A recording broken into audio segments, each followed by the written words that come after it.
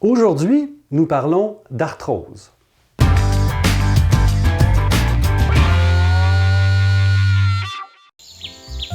Bonjour l'oiseau. Bonjour mon ami l'écureuil. Ah, vous êtes là. L'arthrose, c'est très simple. C'est dû à l'embonpoint. Mais principalement, c'est de l'usure. Alors si c'est de l'usure, il n'y a rien à faire.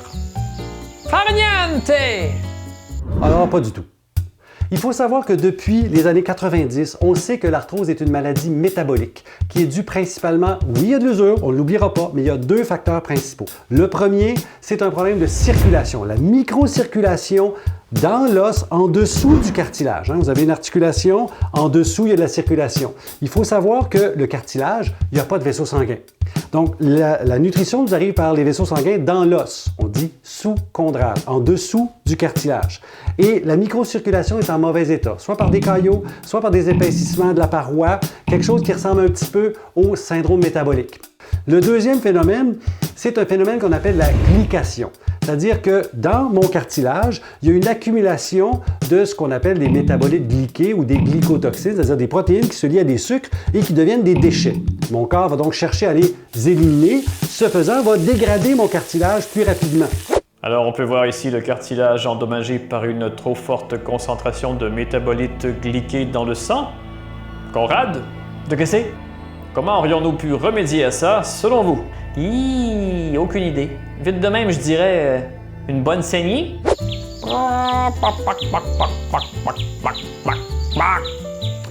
Puisque la perte de poids diminue les symptômes de l'arthrose, c'est bien la preuve que c'est l'embonpoint qui en est la cause. Tout à fait. En fait, ce qu'il faut comprendre, c'est que si l'embonpoint est un facteur, c'est tout à fait vrai, la perte de poids n'est pas nécessairement ce qui explique pourquoi la perte d'embonpoint améliore les genoux. Par exemple, la perte d'embonpoint va améliorer l'arthrose des doigts. Pourquoi je ne me tiens pas sur les doigts?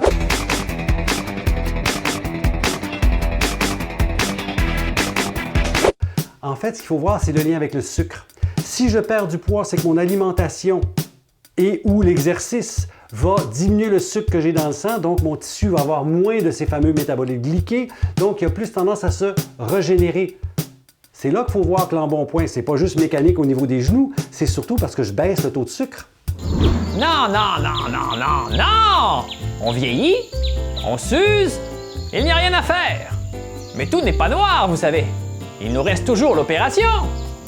C'est clair qu'il y a des limites. Si je suis rendu à la limite, mon cartilage est inexistant, c'est deux os qui frottent, on est rendu à l'opération, c'est vrai. Hey, t'as-tu eu ton appel de l'hôpital, toi, pour tes genoux en téflon? Ben non, ça fait une éternité que j'attends.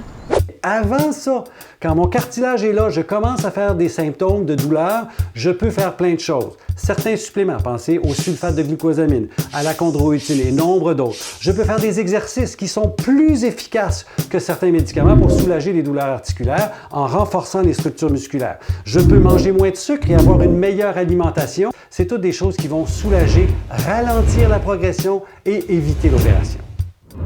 Au fait, je me demande si moi je fais de l'arthrose. Rien de tel qu'un petit check-up pour vérifier.